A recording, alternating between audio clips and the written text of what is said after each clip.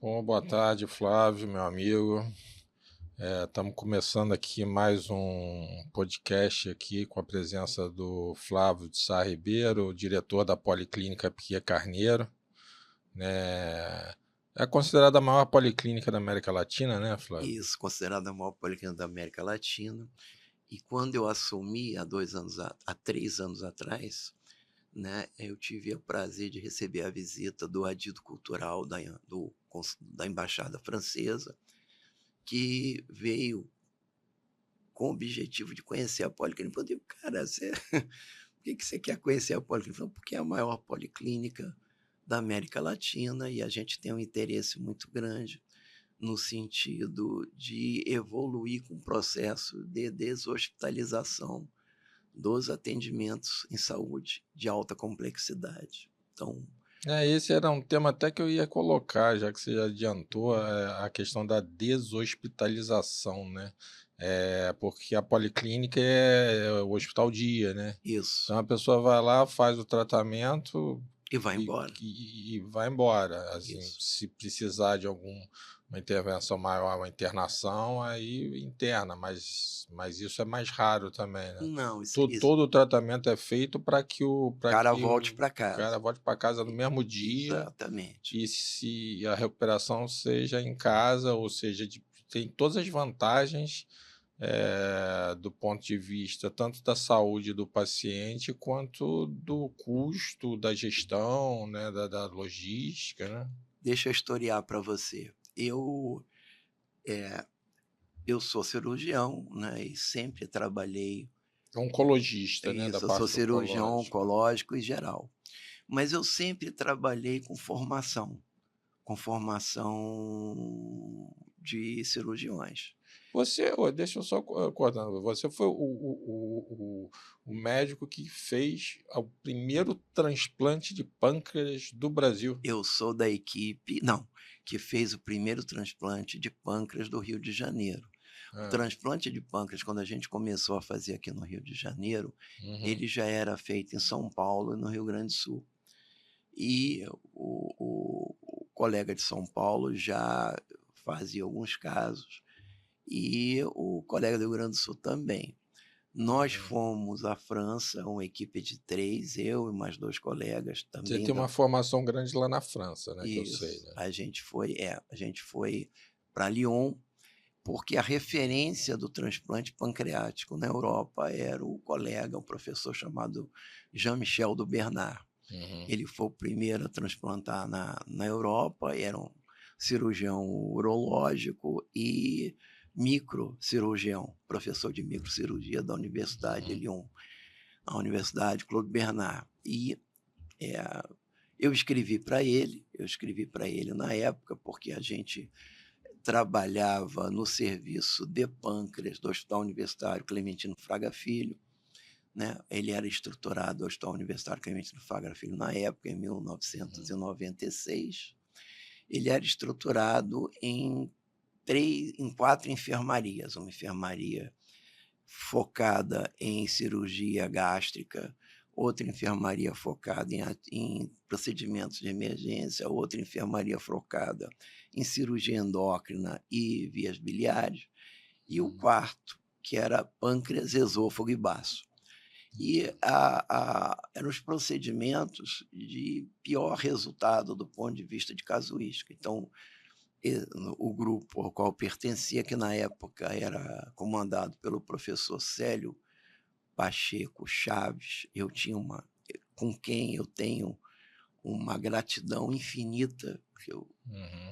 foi a pessoa que me botou para fazer procedimentos de altíssima complexidade dentro da UFRJ e Uhum. me ensinou muito, né? Então a gente começou a ganhar uma casuística diferenciada em cirurgia de pâncreas.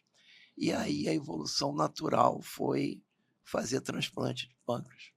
Então eu escrevi, tomei à frente dessa negociação, escrevi para o professor Jean-Michel do Bernard, que era professor de microcirurgia e de transplante da Universidade de Lyon, que é a Universidade Claude Bernard, e nós fomos para lá para ficar um tempo em Lyon, Uhum. treinando o transplante de pâncreas com ele. Foi uma coisa espetacular, né? É uma pessoa extraordinária, um cirurgião extraordinário. Depois, os trabalhos dele ficou responsável também. Ele foi o primeiro a fazer transplante de face e De transplante de face? face e membros no Uhum. mundo, né? Então, ele um cara absolutamente espetacular. E a Mas gente, como é o transplante de face? Você por acredita exemplo, que tinha uns casos, ele tinha um caso de uma paciente que teve a sua face comida por cachorro. Teve Caramba. completamente destruído o rosto por cachorro, Uhum. e ele retirou a face de uma pessoa em morte cerebral e implantou a face, recuperou a face dessa senhora. Caramba, Uma isso para mim é cirurgia novidade linda, não, total. Nunca tinha cirurgia linda, menor absolutamente ideia. maravilhosa. E fez também um transplante de membro superior, um transplante de mão, num bombeiro que era especialista em bombas, e ele, durante o desmonte de uma bomba, ele perdeu, a bomba Perdeu a explodiu, mão. ele perdeu as 2 mãos, os 2 braços. Uhum. E ele reimplantou os 2 braços. Eu tive a oportunidade de conhecer E continuou os movimentos, continuou recuperou 100% movimento, 100% de movimento movimento. fino.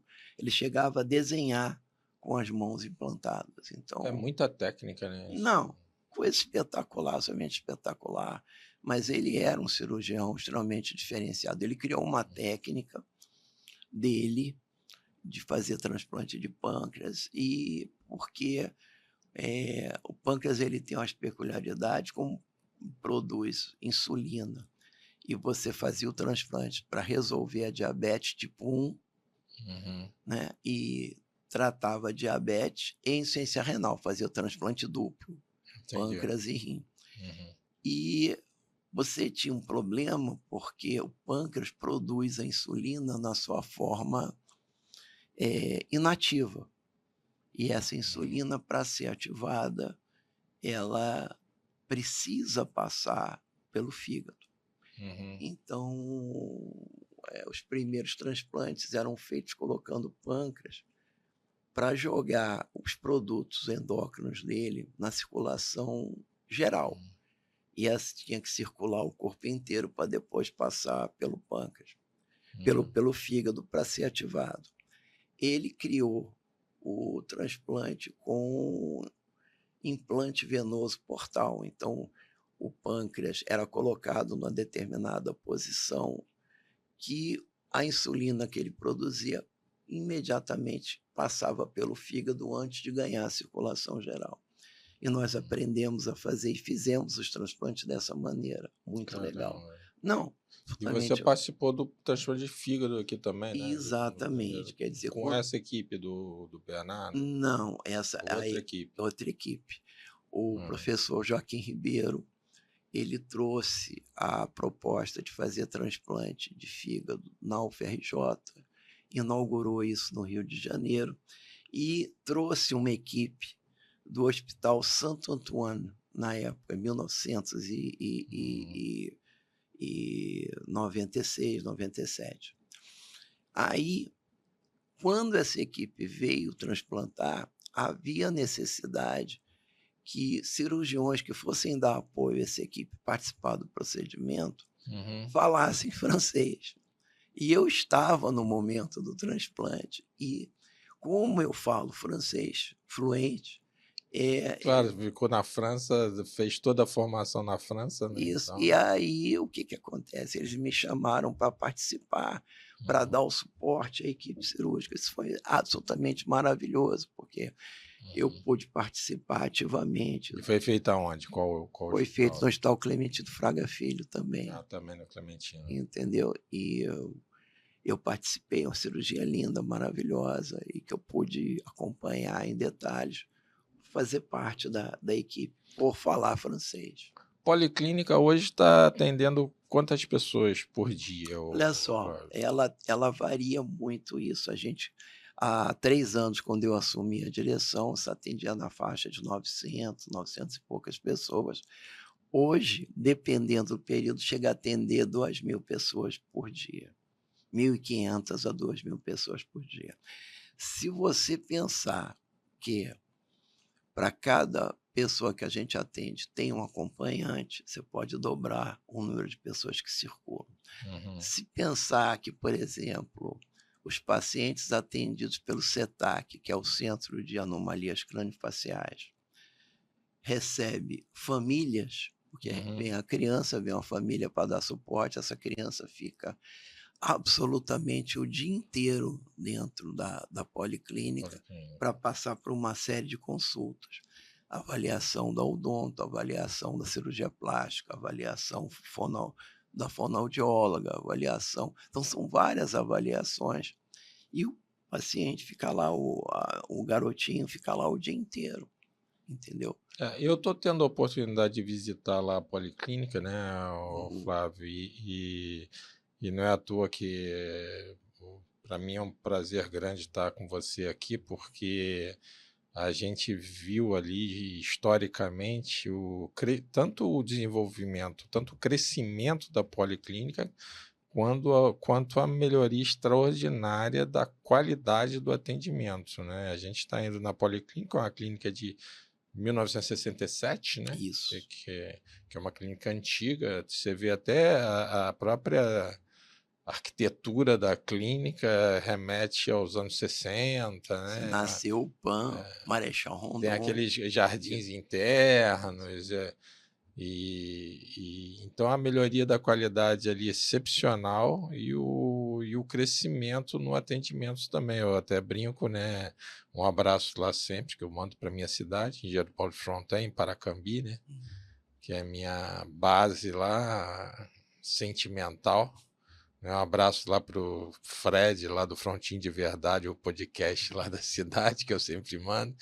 Ele falou que é meu parceiro com o podcast. Então, mando lá a Isaías também, um abração também, tá, Isaías? Não fica com ciúme, não, porque tá uma briga doida lá na cidade, cara, que o prefeito lá foi cassado, né? Em primeira instância, né? Uhum. E aí, aquilo ali é uma situação complicadíssima, a política ali é uma. Eu aprendi muito ali, ficando como prefeito o tempo que eu fiquei. Então, a gente estava até conversando sobre determinadas situações políticas que a gente tem que engolir, né? E lá eu aprendi que a gente tem que engolir certas coisas e continuar fazendo política, né, negociando de forma democrática, de forma tranquila, de forma a atingir os nossos objetivos que são muito maiores que objetivos ou interesses pessoais, né? Por isso que eu enalteço pra caramba o Flávio, porque eu vejo o trabalho dele de querer pegar a policlínica e fazer uma coisa, um trabalho grandioso, né? Um trabalho de levantar a clínica mesmo, tanto no crescimento quanto na satisfação, na qualidade, na satisfação do paciente, né? Eu fiquei surpreso pra caramba com a pesquisa que apontou que 95%, a gente tem 95% de satisfação do Isso, paciente na isso. policlínica, A né? gente viu que o usuário, a maioria absoluta do usuário declara, ou seja, 95% que estão muito satisfeitos com o atendimento que é dado ali. E Um hospital público, uma é, clínica pública que há pouco, há algum tempo atrás estava um pouco deteriorada, vamos dizer assim, né? Teve uma recuperação tão rápida, né? E com essa declaração, para mim, é algo muito surpreendente. Não é à os- toa que você está se destacando tanto lá e- e- na universidade, a né? gente, a gente não pode esquecer que esse trabalho ele tem uma origem nos dois, principalmente nos dois diretores que me antecederam, né? Foi o Rufino, né? O Cristóvão e depois o Rufino. O Rufino fez um trabalho excepcional num período dificílimo, que é o período da Uhum. pandemia, né?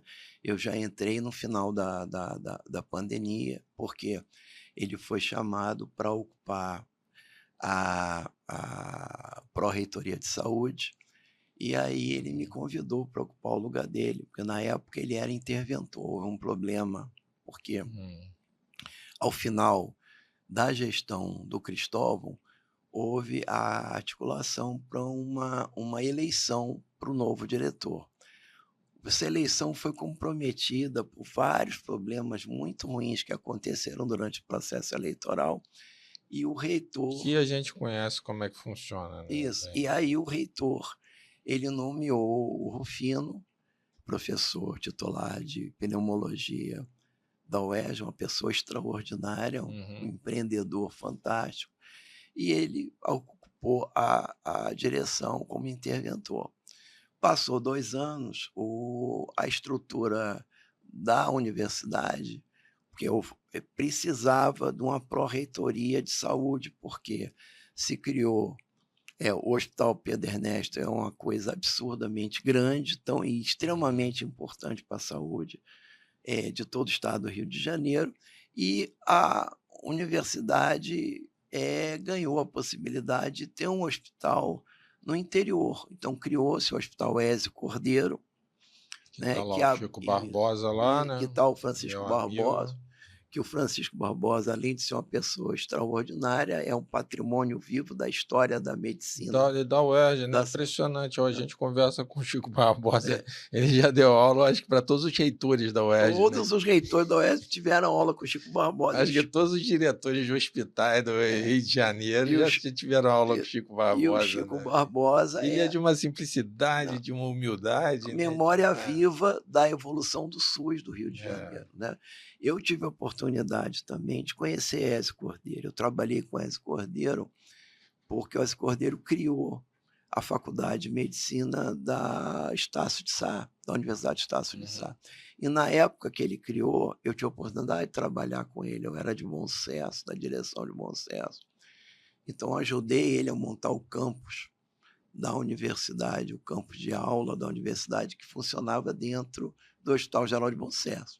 Então, foi uma experiência extraordinária poder trabalhar com esse Cordeiro. Eu sou mais novo, mas eu vejo esses nomes que são emblemáticos na UERJ, né? Ezio Cordeiro, o próprio Antônio Celso, né? São nomes de reitores emblemáticos que a UERJ já teve, né? E que fazem parte da história do SUS dentro O próprio Piquet Carneiro, né? Que você estava comentando, né? Não, Piquet Carneiro é um nome heróico. Ele tem... Américo Piquet Carneiro. Américo Piquet Carneiro. Ele foi uma pessoa extraordinária, um médico referência de clínica no Rio de Janeiro, um professor adorado por todos os alunos, uma importância muito grande no período do governo militar, porque ele ajudou a proteger os alunos em várias situações, né? Vários movimentos aí que ocorreram. Então, ele é uma pessoa queridíssima de todo mundo, nesse seu papel como professor, como médico referência, e como um professor que se preocupou e que lutou pelas liberdades, nas liberdades civis no período do governo militar. E ele era, por incrível que pareça, também muito, muito, muito considerado pelos militares. Ele tinha uma influência muito grande, porque era uma pessoa querida, era uma pessoa do bem. Isso que eu estava conversando aqui antes aqui do podcast com o Flávio, né? O problema do extremismo é que o extremismo sempre ataca pessoas que não se manifestam claramente uma determinada bandeira que eles querem que se manifeste. Né? Então, você estava dando o exemplo do Eugênio Salles, né? Isso. E a gente tem um monte de exemplo aí de pessoas que lutaram para proteger os direitos humanos durante o regime militar, né, que a gente sabe que teve tortura, teve de tudo, e pessoas que lá no canto deles faziam o trabalho silencioso, que é o que a gente falou até que é o trabalho da caridade, é o verdadeiro trabalho da caridade Isso, do ponto de vista católico, né? Do ponto exato, de vista da religião católica. que está lá, E aí o extremismo sempre condenando como se fosse um informante da ditadura, como ele, se ele, fosse ele, um vendido. ele E a era gente atacado. vive isso até hoje, A né? gente vive até hoje. Na época da ditadura militar, Dom Eugênio Chaves era atacado como se fosse um colaborador do regime militar, e poucas pessoas salvaram tantas outras envolvidas nisso. Ele protegeu, levava no carro dele, tirava do Rio de Janeiro no carro dele, exatamente para evitar que eles fossem pegos e torturados.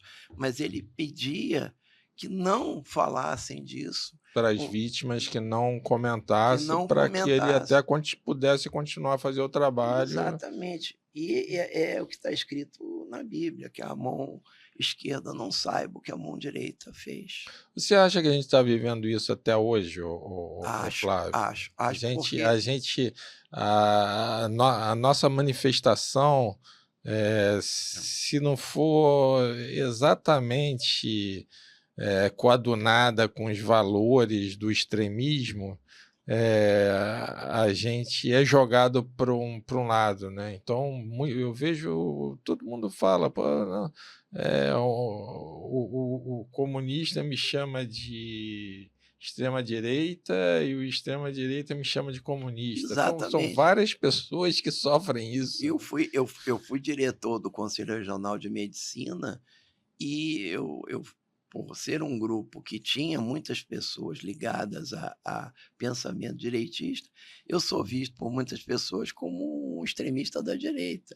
E lá É, dentro do conselho, porque eu batalhei para homenagear todo mundo que estava envolvido no tratamento, no diagnóstico da Covid, eu era considerado um cara da extrema esquerda. Então, é uma uma coisa absurda, é uma esquizofrenia, esquizofrenia né? total. Esquizofrenia ideológica Exato, que não leva a lugar nenhum, né? Não, exatamente. eu estava brincando outro dia que a gente, né, se a gente não for a favor do banheiro não binário, ou se não for, sei lá, a favor de uma outra bandeira da direita, mas que são coisas que não colaboram em absolutamente nada Não, não, não. para o país, para o Rio de Janeiro. Pô, pô, gente passando fome, gente sem tratamento médico, falta de educação As básica. pessoas confundem a preocupação com o ser humano,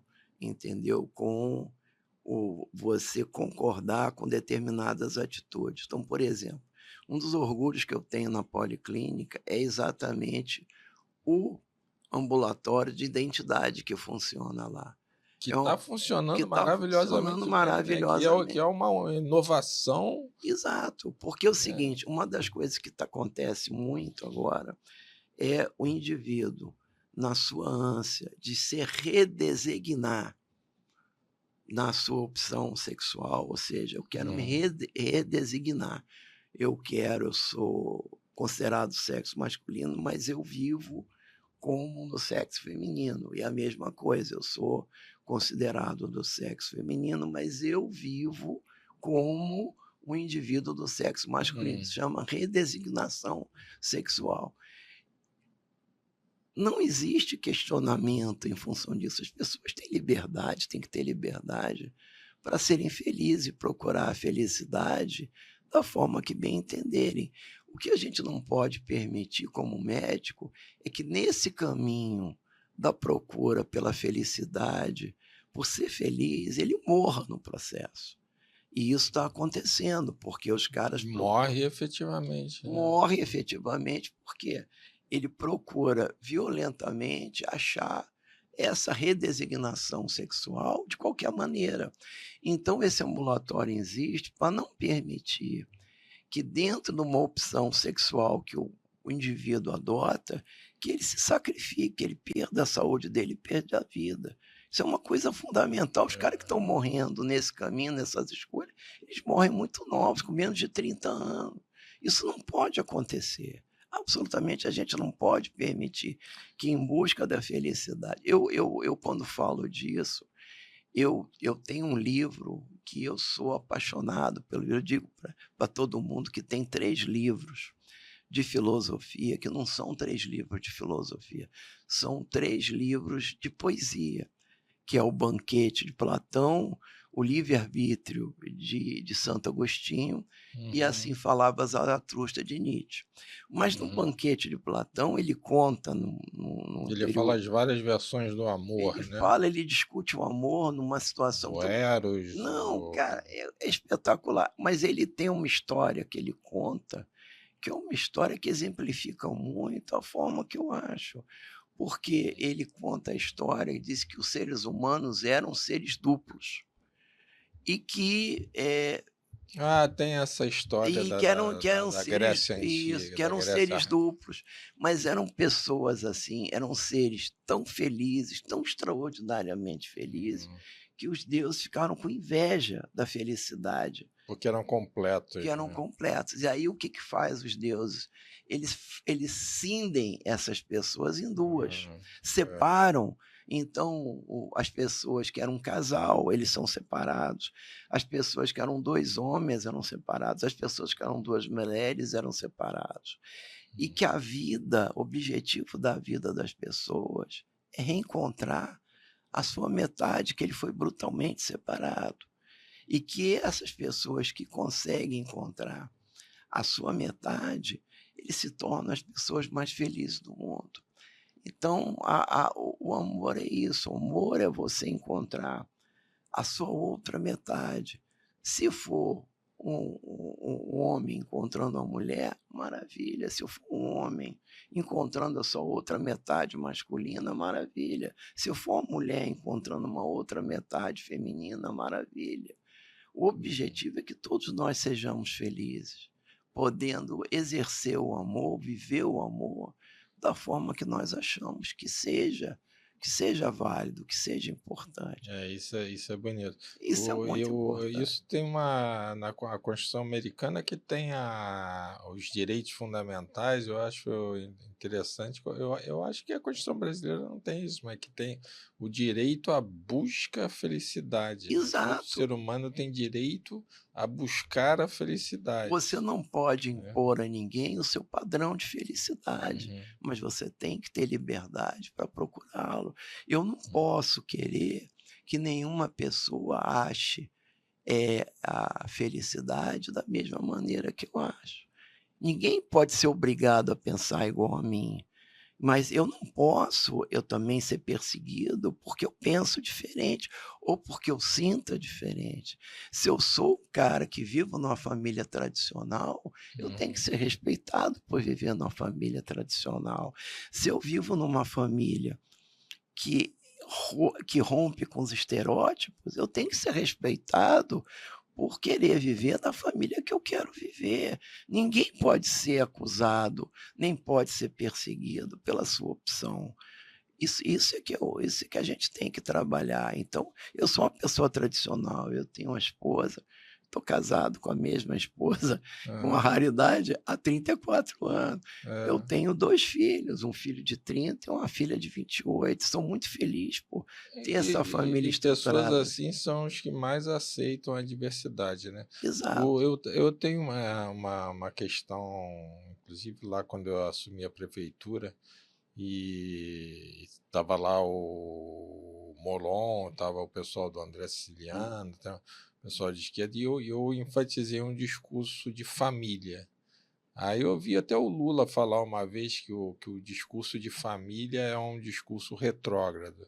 Mas é esse discurso de família que é o que rejeita o agrupamento de pessoas que se amam, né? Pessoas que se gostam Sim, e que compartilham valores e compartilham alimento e que compartilham a segurança da vida, né? E para mim a família, o conceito de família é muito mais amplo do que um muito. conceito de família nuclear, né? Então, eu valorizo muito o conceito de família, mas é o meu conceito de família, Sim, que é família é a base da sociedade, exatamente. entendeu? E eu vejo lá em cidade do interior, cidade pequena, Fraude Fronteira tem 10.000 habitantes, Paracambi, É. 50.000. To Toda a cidade, Flávio, foi construída por famílias. Isso, Assim, é tudo o sobrenome. mundo inteiro Lá é tudo o sobrenome. mundo inteiro é construído sobre É família, tudo sobrenome, sobre Flávio. família. Sobrenome de pessoas mais pobres, sobrenome de pessoas mais ricas, mas tem lá Portugal, Araújo, Hum, tem Caldas, tem Aziz, família Aziz, tem Nagato, família japonesa, árabe, Lengruber, Suíça, Portugal, português, italiano, Ferrini. Então, a cidade foi construída lá atrás, em 1906, 1910, por famílias, inclusive famílias de imigrantes, sim, né? sim. E o Brasil todo foi construído assim, O Brasil né? todo, todos nós, Então fica todos. essa palhaçada de Ah, direita e de esquerda, um dizendo que é contra a família, né? E o outro, né, que a família é estigmatizada de um determinado jeito que tem que ser daquele jeito. Então, ah, pô, a gente tem as próprias amizades, os grupos, as equipes que a gente cria ao longo da vida viram verdadeiras famílias, né? exatamente. Não, É, a família, os irmãos, são aqueles que você nasce, que nascem na mesma estrutura familiar que você, mas esses irmãos, eles crescem durante a vida, porque você adquire outros irmãos, você adquire sua família aumenta pelas amizades que você faz, pelas pessoas que criam dependência de você. Como já dizia Saint-Exupéry, né, lá no Pequeno Príncipe, né, aham, você tem responsabilidade sobre as pessoas que você cativa, não é isso? aham, Ele fala, é, então, você cria responsabilidade, você vai ampliando sua família, você vai vivendo, tem nada mais lindo que isso. Eu tenho é, orgulho tremendo da família onde eu nasci. uhum. Eu tenho uma avó que era alemã, eu tenho uma bisavó que era índia, eu tenho a carteira da FUNAI dela Ah, guardada é? comigo. Não sabia. Coisa Então, quer interessante. dizer, A minha é uma misturada também, é uma é uma parte misturada suíça, tremenda. alemã, É, portuguesa, tem de tudo. minha, o Mineiro é o que núcleo, manda, o né? núcleo da minha Minha mãe. família é português, é uma família antiga, porque o meu sobrenome é de Sá Ribeiro, ou seja, as pessoas que vinham de um lugar que tinha um ribeiro, quer dizer, um pequeno rio chamado Sá. Então, Legal.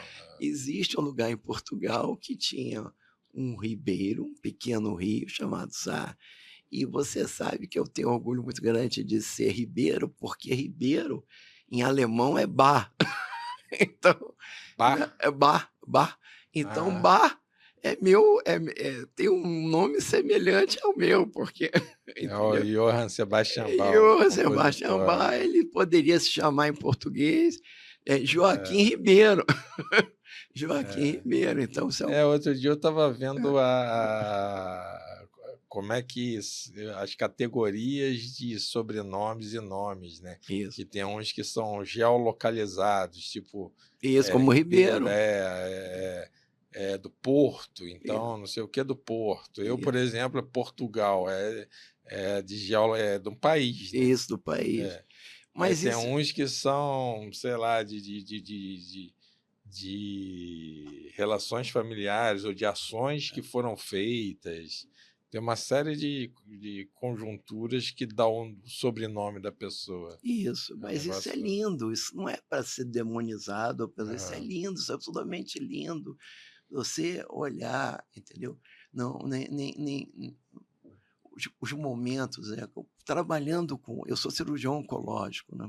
Então, uhum, trabalhando com cirurgia oncológica, a gente vê que espetáculo é a família. Eu brinco com todo mundo que as pessoas ficam me perguntando, né? como é você pegar, tratar uma pessoa, acompanhar o processo de cura dela da doença, como é Uhum. um processo de vencer uma doença como o câncer. Eu digo que isso, hoje em dia, é um processo normal, mas algo extraordinário é você acompanhar quem perdeu a esperança de cura. Nada me ensinou tanto na medicina como acompanhar quem não tem cura. Esse é um processo, cara, Na sua especialidade é muito difícil. não, é um processo que existe Você tem que ter uma resiliência muito grande, né? sim, mas Porque você. eu Ah, vejo o pessoal da enfermagem que teve um enfermeiro que cuidou do meu pai, eu converso hum, muito com o pessoal de enfermagem, eles querem tratar de criança, eles não o trabalho com idoso é muito difícil, né? Porque eles sabem que o idoso vai acabar morrendo, né? sim, mas Então, você tem um potencial transformador nessa situação limite que é espetacular. uhum, Eu tenho uma quantidade muito grande de pacientes que eu acompanhei até o momento final. Eu nunca abandonei a paciente nenhum. A gente fica muito feliz com o sucesso, com o cara indo embora curado, mas eu tenho responsabilidade sobre aquele paciente que eu pego que tem uma uhum, doença avançada. E é muito bacana. Guilherme, é muito bacana você pegar um paciente, por exemplo, quando eu tenho um paciente desse que perde a possibilidade de cura, o foco deixa de ser o tratamento dele, passa a ser o paciente. E uhum, eu digo para o cara, eu falo, olha só, é, eu não tenho como curar você, mas eu tenho como investir na qualidade de vida do tempo que te resta, ou uhum, tentar cronificar a sua doença.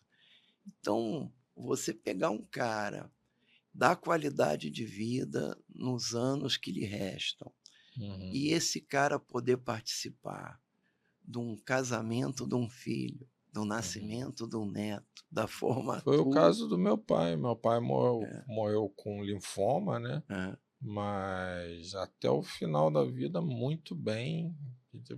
Morreu tranquilo, né? Isso é sensacional.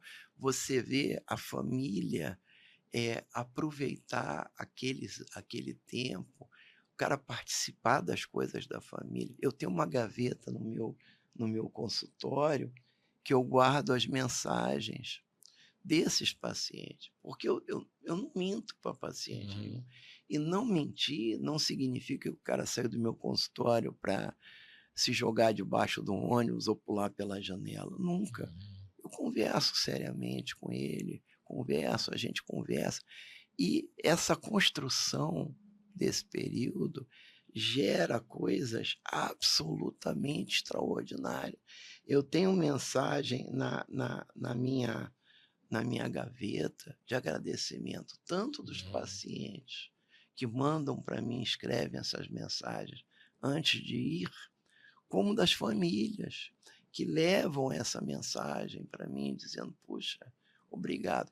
Eu passei umas histórias, são as histórias muito legais. Os caras chegam para mim e dizem assim: doutor, o seu colega quer que eu faça isso, quer que eu faça aquilo, quer que eu faça aquilo outro. Aí eu coloco assim: o que você gosta de fazer? Cara, não, eu gosto de ir uhum. lá, por exemplo, para Maricá, ficar com os meus amigos em Maricá, jogar carta com eles. Falei: vai, vai, vai mais nada não, vai lá jogar sua carta, vai Quando eu ficar. encontrar o Eduardo Paes lá, vai encontrar o Quaquá, né? Mas então isso foi um exemplo. Então esse cara me escreveu uma carta linda, absolutamente linda, e disse para a esposa dele: ó, só entrega isso quando eu for. Para você, entregar para você, como Isso. agradecimento. Tem vários E eu, assim. e eu vejo nas nossas conversas lá na clínica e tal, Até o outro dia o Duda estava perguntando se você, no decorrer da sua vida, se teve alguma transformação espiritual, né? Que é inevitável, né? Com a vida que você passa.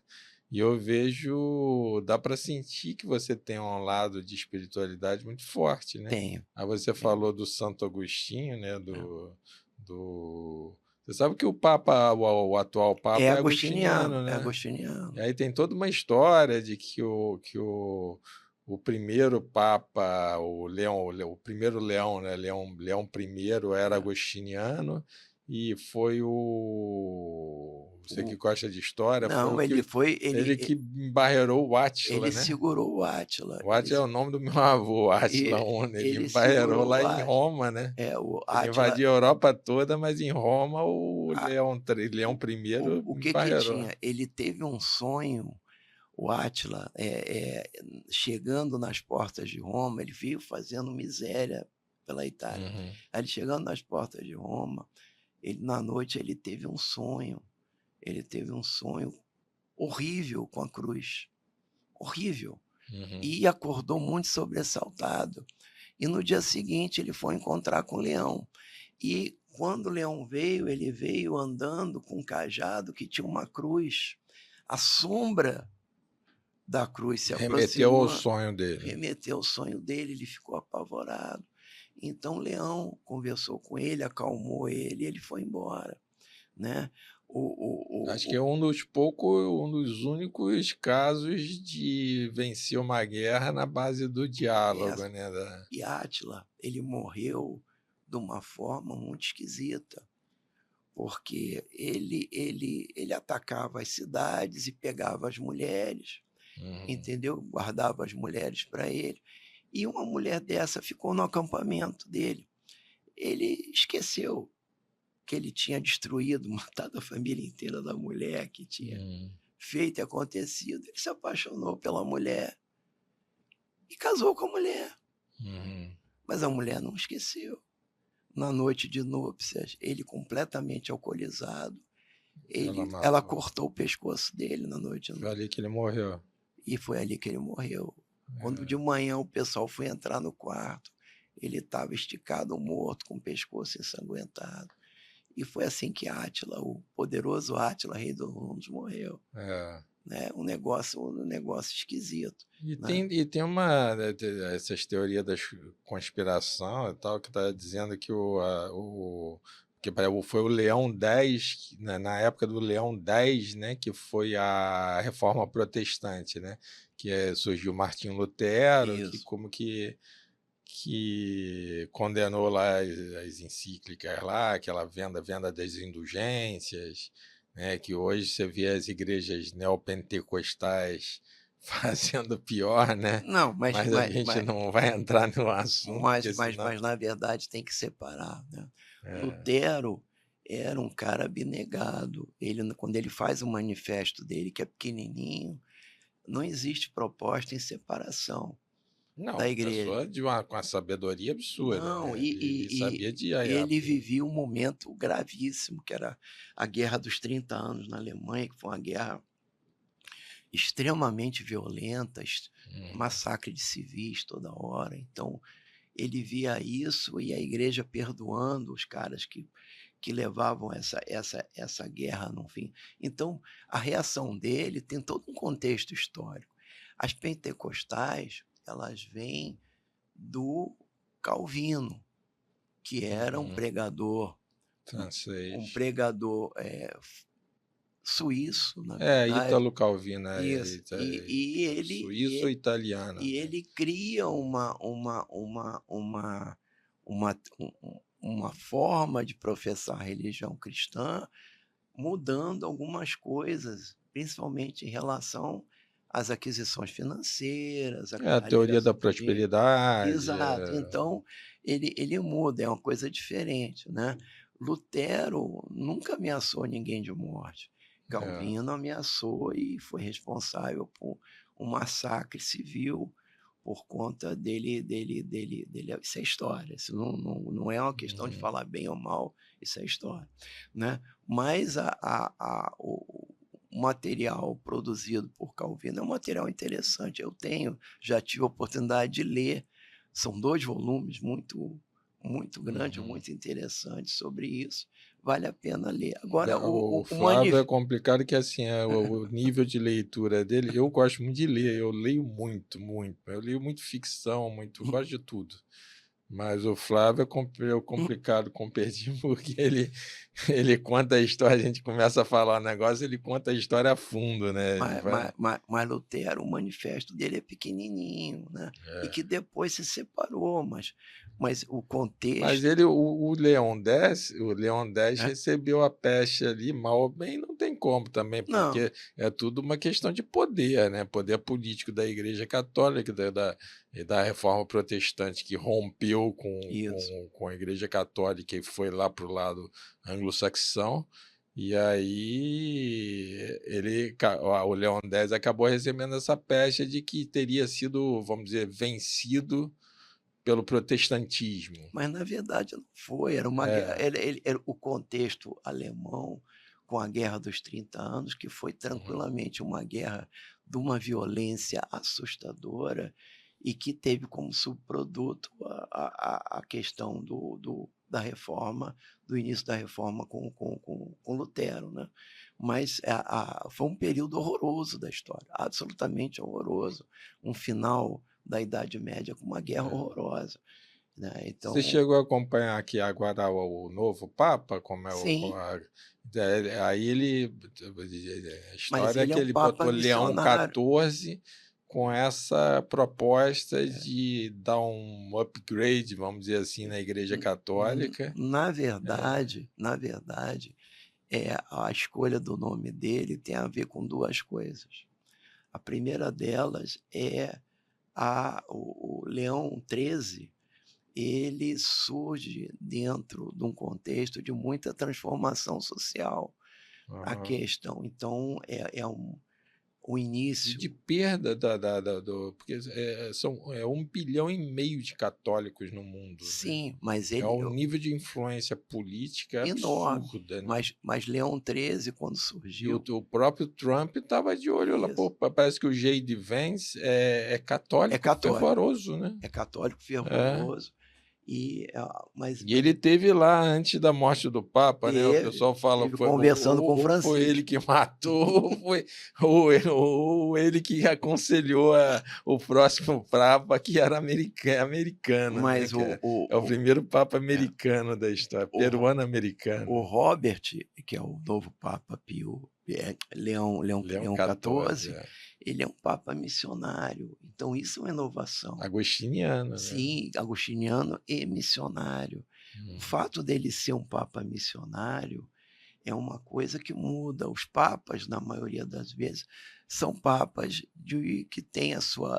Está mais estagnação, assim. Exatamente, eles são fixados em determinado ponto. Ah, Agora, o Robert mesmo os jesuítas, né? Porque o Papa Francisco era jesuíta, né? era jesuíta, mas era fixado também. Então, ele não era um papa missionário. O pessoal fala que os jesuítas foram os primeiros, a primeira CIA da história, né? Porque eles iam nos países e mapeavam o país todo. Sim, assim, tem a história, o Shogun, que dá um seriado famoso aí que tá, Shogun, né? esse eu li. O Shogun conta a história do Japão feudal, Shogunato. do Shogunato. E o Shogun, ele fala do papel do jesuíta, exata, a influência do jesuíta no Japão. E morreu E o muito jesuíta jesuíta. português, né? Jesuíta português. É impressionante, né, Flávio, como é que o país do tamanho de Portugal se expandiu tanto pelo mundo, né, Navegação. no século XIV, XV, XVI, né? Mas foi para essa Isso. época. Navegação. Navegação dominou vários lugares do mundo, muitos países foram colonizados por Portugal, né? Foram E um pela. país pequeno, né? Um país com era uma potência mundial, né? Teve, É. teve uma exposição uma vez na CNBB falava sobre, no CNBB, sobre o movimento colonial português. E uma das coisas muito lindas, eles pegaram um poema do início da época das colonizações, que dizia mais ou menos o seguinte, que ao português não cabe outra coisa a não ser enfrentar o mar. Ele está apertado, jogado. Se você vai a Portugal, o Na litoral... Península Ibérica ali, Não, de um lado da Espanha, mas hostil, e só tem um mar para frente, né? a vida de Portugal foi, primeiro, se impor e se inventar diante do Islã. E depois lutar a vida inteira para se manter independente da Espanha. Batalhas enormes, extremamente violentas para Portugal se manter. E eles diziam isso, quer dizer, a obviedade em Portugal era que não cabia outro movimento a não ser enfrentar o mar. Quando você está diante do litoral português, aquelas ondas que batem Os mares nunca dantes navegáveis, né? Exatamente. Como é o Camões, né? Isso. Lusíadas, passaram ainda além da Taba Obrana. Tramontana. Porque é o seguinte, o Lusíadas é como uma forma antiga de se chamar os portugueses, o Lusíadas. Então, os Lusíadas conta isso, conta o português sendo compelido... Eu tinha um professor de segundo grau que era sacana pra caramba, ele me chamava de Lusíada, ou então de lusitano. Mas a Lusíadas é uma forma de se chamar português. Então, quando você coloca lá o poema de Camões, o Lusíadas, ele está falando o português. Então, tem todo sentido chamar você de Lusíadas, é Portugal. Então, tem lusitano ou Lusíada, depende tem todo sentido, né? E a escola de Sagres, que foi responsável pela grande transformação de navegação, ela é um produto dos templários. Ali está tudo interligado, né? O Rosa Cruz, os templários, a maçonaria. Tudo interligado. São todos produtos dos templários. Havia Os templários chegaram a dominar, isso ali no pêndulo de Foucault, né? Do Humberto Eco, que eles chegaram a dominar todas as finanças da Europa, né? Os templários inventaram a carta de crédito, porque os caras eles iam para as cruzadas e eles não iam arriscar carregando dinheiro. Então, eles chegavam nos castelos templários e diziam, olha, eu quero ir para a Terra Santa. Aí o cara, então, você não vai arriscar levar o dinheiro com você. Então, ele deixava o dinheiro no castelo templário, o templário escrevia para ele um recibo, que era uma carta de crédito, e com essa carta de crédito cheia de código, ele viajava até a Jerusalém, a Terra Santa, e o templário trocava aquela carta por valores, descontava ali os valores, o cara sacava tudo ou sacava um pedaço. Que começaram com os 12 cavaleiros templários. Exatamente. E aí os templários, eles inventaram a carta de crédito, né? Quando os templários são destruídos no dia 13, que é uma sexta-feira, e a sexta-feira 13 ganha esse posto por causa disso. Por causa dos templários, Filipe o Belo, né? Ele cria... Ele quis entrar para os templários. Não, ele queria o dinheiro dos templários, mas ele não conseguiu botar a mão no dinheiro.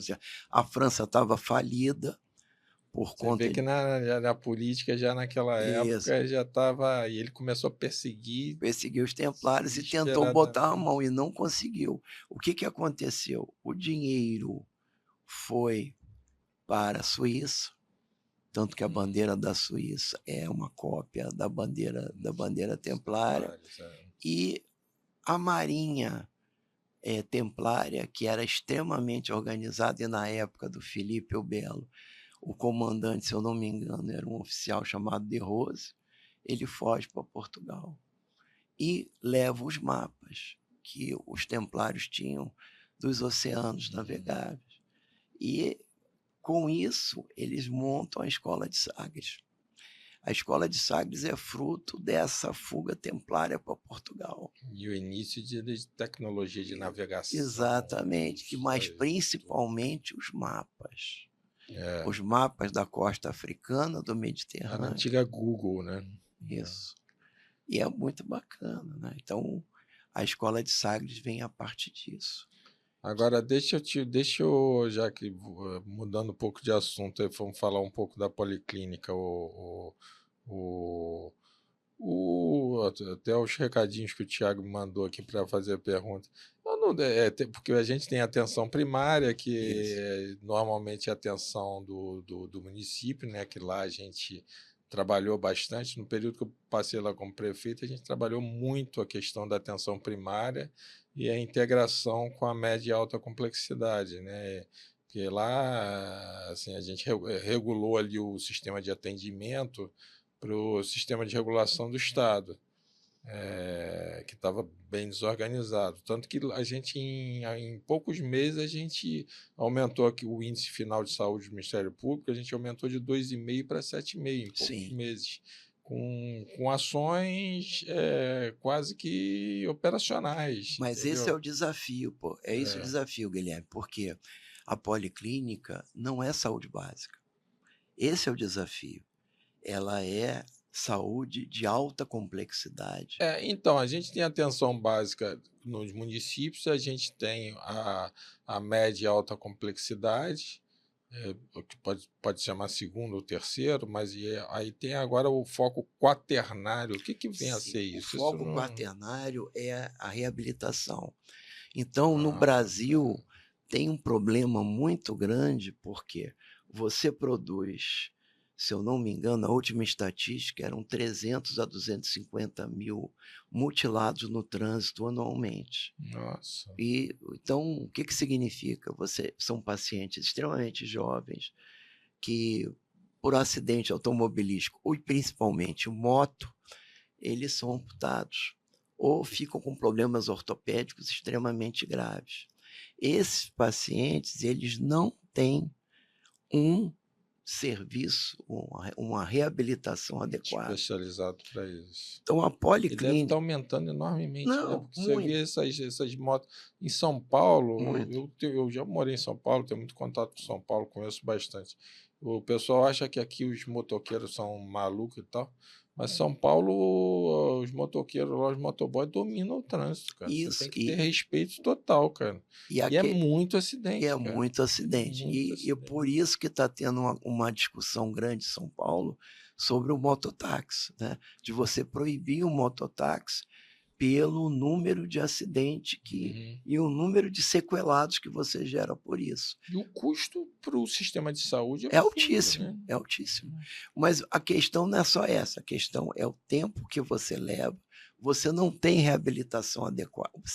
Nós temos um problema hoje muito grande em 3 áreas, né? Então, se você olhar na questão da mortalidade, você vai ver que a mortalidade no Brasil acontece, primeiro, em função de doenças cardiovasculares, segundo, em função do câncer, em terceiro, das causas externas, que são os acidentes, né? Aí, quando você olha causas externas, o volume é absurdo. Você tem 50 mil mortos por violência, você tem 250, 270 mil vítimas de amputação por acidente de trânsito. Caramba. E mesmo assim, isso perde para doença cardiovascular e perde para câncer. Então, por exemplo, eu trabalho com cirurgia oncológica. Tem determinadas cirurgias que são tão grandes que eu preciso de um sistema de atenção quaternária para reabilitar esse paciente operado. Entendi. Mesma coisa, eu tenho um paciente que faz um AVC, que faz um derrame. Esse paciente, ele precisa ser reabilitado para ele não onerar a previdência e poder, vamos dizer assim, manter aquela família devidamente abastecida. Então, ele tem que ser... Existe um programa em Curitiba... Reabilitar em termos de emprego, de trabalho... Não, reabilitar em tudo. Por exemplo, eu tenho um paciente hoje que sofre um derrame no Rio de Janeiro, na rede pública. Uhum. Esse cara, ele vai ficar num leito de hospital e ele não vai ser reabilitado, ele vai sair com uma sequela estabelecida que vai torná-lo dependente do sistema previdenciário. Uhum. Mesma coisa, eu tenho um paciente que infarta, ele vai para a UPA. Se eu não atuar nesse paciente de forma adequada, Vai ter esse sequela. paciente ele sai sequelado, sai dependente do sistema previdenciário. Uhum. Então eu preciso ter um trabalho que reabilite esse pessoal. Isso é atenção Isso é o que a quaternária. gente chama de atenção Atenção quaternária. Pô, quaternária. muito legal, Eu muito tenho legal. que ter. Então, por exemplo, no Rio de Janeiro, eu praticamente, com o desmonte da BBR, que diminuiu muito, eu não tenho onde se faça prótese. Então, vamos dar outro exemplo. Eu tenho um grupo de pacientes lá atendidos pela diabetes na policlínica, que 20 a 15% que são amputados pela diabetes. E eu não tenho possibilidade de reabilitar todos eles. Mas eu tenho, na Policlínica Piquet Carneiro, um dos poucos especialistas em confecção de prótese. Uhum. Eu tenho uma podiatria. Ali são quantas clínicas mesmo, Flávio? Tem mais de 40. Mas 40 eu clínicas. tenho uma podiatria. Vocês estão desenvolvendo até um trabalho lá com plantas tradicionais, né? Eu achei fantástico aquilo, cara. Isso. Não, Plantas, a gente plantas faz medicinais. muita coisa. A gente está criando um horto medicinal. A proposta é substituir algumas medicações por ervas e fornecer isso gratuitamente para os pacientes. Extratos. A gente está com um projeto desse associado à farmácia. Mas, na questão da Isso o pessoal pode achar que é uma coisa mais leviana, uma coisa mais fácil lá, não mas quem conhecer a policlínica, como eu conheço, você vê que ali é uma atividade intensa o dia inteiro. Isso. Com essas 40 clínicas lá, com o pessoal sentadinho, organizado, bem atendido. Mês que vem, O clima da Piquet Carneiro é um clima de hospital que eu não vejo em outros hospitais, Flávio. Não vejo mesmo, sinceramente. não, você vê. Porque lá é leve. Até leve. aquela arquitetura meio art déco e tal, com jardins internos. O paciente fica sentadinho ali, vai sair no mesmo dia, entendeu? Não, Vai se recuperar em casa. Nós vamos Isso é começar fantástico. agora um negócio fantástico, porque nós adquirimos o aparelho de vídeo. Então, nós vamos fazer vesícula, cirurgia de vesícula sem internação, cirurgia de vesícula ambulatorial. No Brasil, não tem instituição nenhuma fazendo isso. Então, nós vamos ser o primeiro a ter uma atividade institucional em cirurgia de vesícula sem internação. Então, isso é extraordinário, isso é absolutamente extraordinário. Nós estamos fazendo, nós vamos fazer. Já se faz isso na medicina privada, você escolhe um paciente, você opera ele de manhã, e no final da tarde você manda ele para casa. Mas isso, do ponto de vista institucional, não é feito. Então, nós vamos ser o primeiro no país a fazer isso. Agora, Flávio, ali eu vejo também, eu tenho acompanhado também, porque eu também sou da área de custo de finanças públicas, de orçamento, eu vejo ali um trabalho quase hercúleo, heróico ali, de sustentar financeiramente a clínica Piquet Carneiro. Sim. Né? Assim, porque SUS não dá conta, né? A gente sabe disso. Isso eu sei porque meu pai é médico, já foi presidente do hospital, já criou hospital privado, já foi presidente de Irmandade dos Pobres, e a gente sabe que o SUS, infelizmente, não dá conta pelo valor que ele paga para os procedimentos, né? Então, a gente tem que ter um aporte, no caso do Estado, né? Que a gente está conseguindo aí, né? Não, a gente está conseguindo dar uma melhorada nisso, né? Para aumentar. Porque a questão nossa é que aquele real que entre na policlínica seja bem utilizado, que tenha poder, né? Então, eu quero que aquele real que entre, ele gere resultado para o paciente que eu atendo. São 2 resultados que eu preciso ter na policlínica. Eu preciso atender com qualidade o paciente e preciso formar com qualidade o meu aluno. Então, eu tenho aluno de todas as profissões que trabalham com saúde. Eu tenho alunos de medicina, alunos de enfermagem, alunos de fisioterapia, alunos de nutrição. Então, todos eles precisam sair de lá qualificados. Fisioterapia, psicólogo, Tenho tudo, tenho nutrição. aluno de tudo. A Danúbia está com um projeto muito legal lá de autismo, né? Isso. O autismo hoje é um problema porque nós saímos. O autismo, só cortando, o autismo virou um mega diagnóstico. O cara está com problema de timidez, virou autista, ou realmente existe assim uma epidemia de autismo no mundo? O que está acontecendo com o autismo? Vou falar o que os americanos estão fazendo hoje. Nós saímos de 5 a 8 pacientes por 100 mil habitantes para um autista para cada 31 nascimentos. Então, isso realmente é assustador. Isso é assustador. Agora, quem está falando disso não somos nós. O governo americano criou um prêmio de 10 milhões de dólares para quem, vamos dizer assim, encontrar a razão etiológica para esse aumento absurdo de pacientes com espectro autista. Existe algum marketing, alguma coisa científica? Nós vamos começar com o professor Cristóvão. Nós vamos começar a pesquisa molecular do autismo lá na policlínica. É o fera lá da pesquisa. Isso. Né? Mas nós vamos começar com ele, então...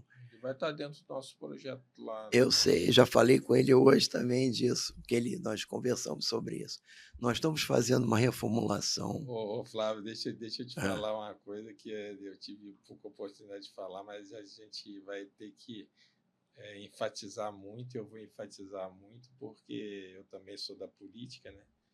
Então a gente tem que enfatizar que a UERJ ela tem um papel fundamental, preponderante, para gerar as políticas públicas do Estado do Rio de Janeiro, principalmente com relação à saúde, né?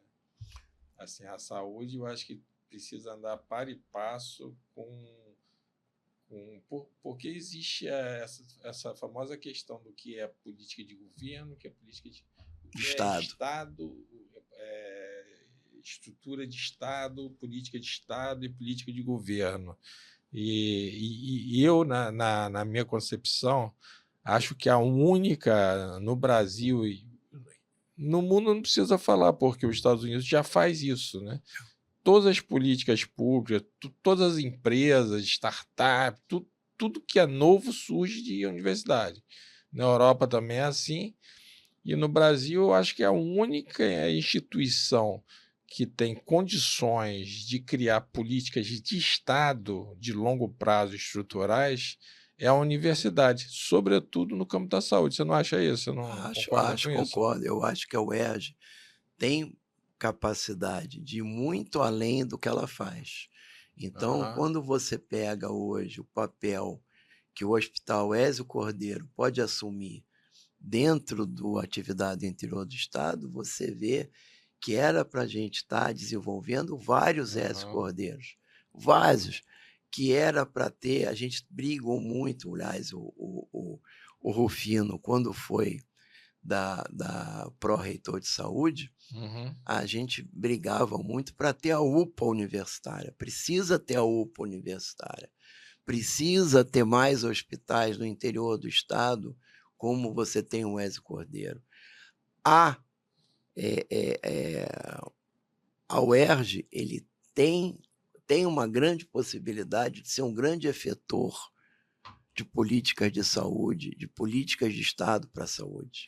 O Ezio Cordeiro é emblemático, né? Porque é um É, hospital interiorizado, né? isso. E de a gente entra lá, o Chico Barbosa estava até brincando que a paciente acordou numa cirurgia, uma senhora, e olhou para o quarto e a filha dela estava, ela acordou da anestesia e a filha dela estava do lado, aí perguntou, filha, como é que a gente vai pagar isso aqui? É isso mesmo. Aí a filha falou, não, isso daqui é público, é um hospital público. Então você deu a ideia como foi todo o processo de... Foi A tudo... mesma coisa acontece lá na policlínica. Na policlínica, os caras entram e perguntam: escuta, isso aqui é privado? Isso aqui não é público. E você vê que é um hospital antigo, né? Mas mesmo assim, com nível de atendimento, Isso. né? A É satisfação, fantástico. essa pesquisa de satisfação, ela dá uma ideia de como a gente se dedica lá para resolver o problema dos caras. Então, Uhum. porque você ter uma satisfação de 95% é extraordinário. Dentro do SUS é extraordinário. Dentro do SUS, dentro da rede Não é? pública, é absurdo. E a quantidade de projetos que estão sendo desenvolvidos e sendo realizados na policlínica também é extraordinário. E ainda tem outra coisa, né, Portugal? A questão da nossa capacidade de crescer. Uhum. Talvez a policlínica seja hoje, no momento, a única instituição da UERJ, o único serviço, a única estrutura da UERJ que tem potencial de crescimento. Tanto em espaço físico, né? Eu tenho 8 mil Quanto em metros quadrados capacidade para serem profissional, né? construídos. Eu tenho 8 mil metros para serem É. construídos. Então, isso é uma possibilidade infinita de fazer as coisas. Absolutamente infinita. Então, Isso tem que ser espalhado e tem que ser divulgado na política, isso mesmo. para que a gente gere políticas públicas e levar tudo isso para Piquet Carneiro, cara. Eu acho o seguinte, existe uma necessidade da expansão da saúde na UERJ. Então, a UERJ precisa criar outros hospitais, outras policlínicas e assumir UPA para poder dar uma coordenação, oferecer uma coordenação para a sociedade carioca, do que ela pode fazer. Então, a UPA precisava ter uma UPA universitária, precisava ter outras unidades. São, se eu não me engano, 97 municípios no estado do Rio de Janeiro. A gente tem condição de estar presente em pelo menos 10. E isso, se for visto do ponto de vista regional, isso muda a história da saúde pública no estado do Rio de Janeiro. Muda completamente. De você criar polos de excelência pela universidade no estado do Rio de Janeiro. Veja bem, isso que eu estou falando já funciona assim na USP. A USP está dos 290 e poucos municípios de São Paulo, a USP está em 90 e poucos. E todos os municípios que ela está, ela tem alguma ação em saúde. Então, de excelência, né? Então, de excelência em saúde. Então, o que acontece? A gente tem que seguir esse modelo. Tem que seguir esse modelo. Eu acho, Flávio, tem que seguir esse modelo e a gente lá dentro da UERJ, a gente tem que parar com atrito, né? A força, eu vejo que eu estou próximo de você lá na saúde. A gente está desenvolvendo um projeto, o pessoal da saúde todo já está com a gente, né? Isso. Eu estou reunindo diretores eu estou com um orgulho, eu estou conversando com você aqui, com outros diretores de altíssimo gabarito que eu, né, não estava acostumado de conhecer na área de saúde, né? O UERJ tem profissionais. Se todo mundo se juntar ali com a força que a UERJ tem, eu acho que a gente consegue mudar o clima, a política de Estado do Estado do Rio de Janeiro, assim, mudar para melhor significativamente a saúde do Estado do Rio de Janeiro, cara. A universidade, ela tem uma qualidade que uma unidade unicamente assistencial não tem. A capacidade de trazer o aluno como parte integrante do processo de tratamento. Isso faz toda a diferença. Ninguém audita um serviço como um aluno audita. O aluno Aham. critica, o aluno vê a coisa que está errado, cobra do Eu professor. vi, você se lembra do projeto que foi lá atrás do Detran?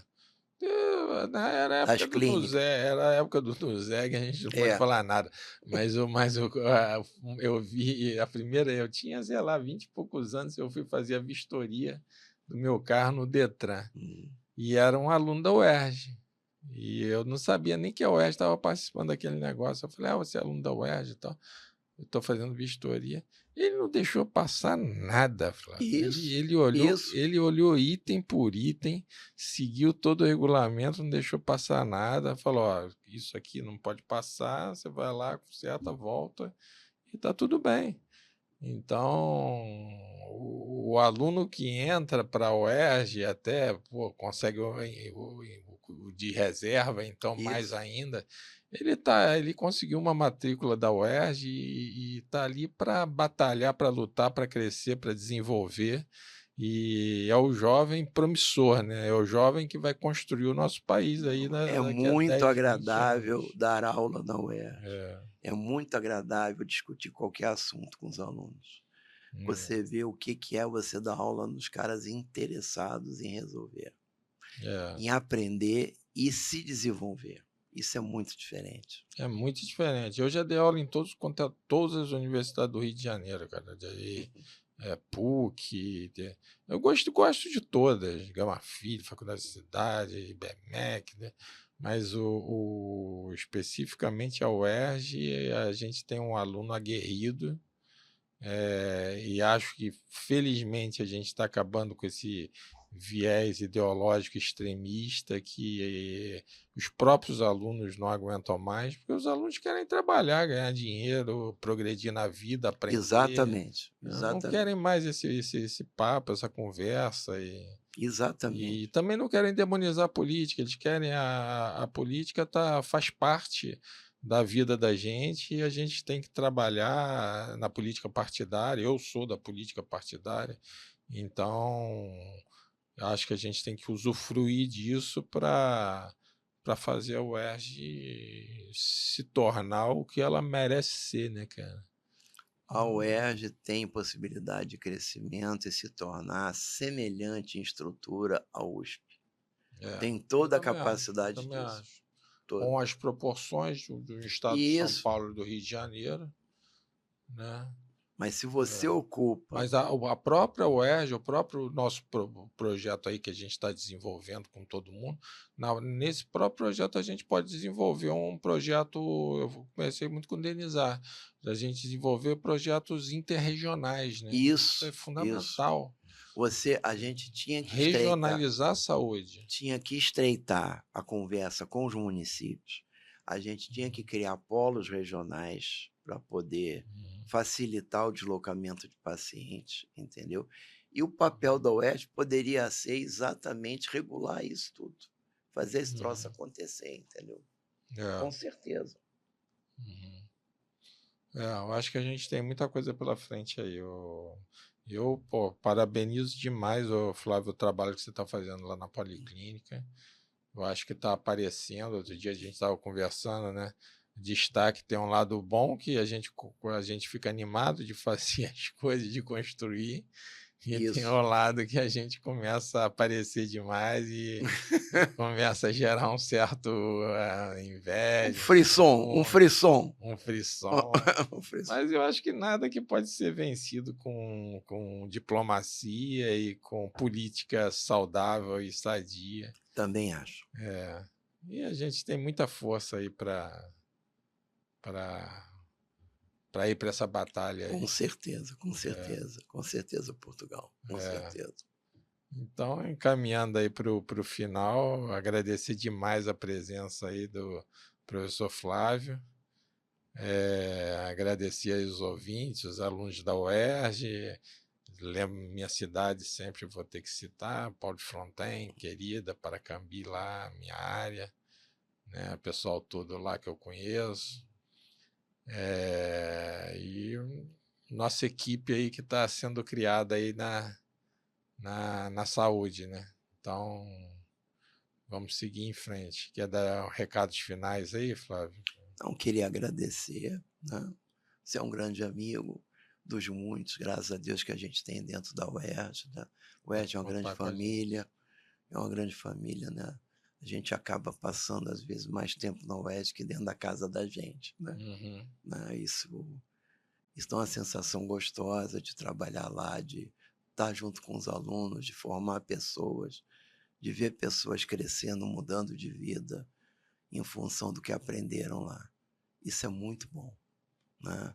Então, como diz lá, é muito bom ser UERJ.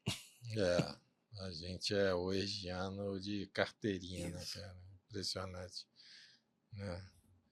Então, Flávio, agradeço demais a presença aí e vamos encerrando mais um episódio aí Agradeço o e convite, sempre. vamos em frente. Obrigado aí, Flávio.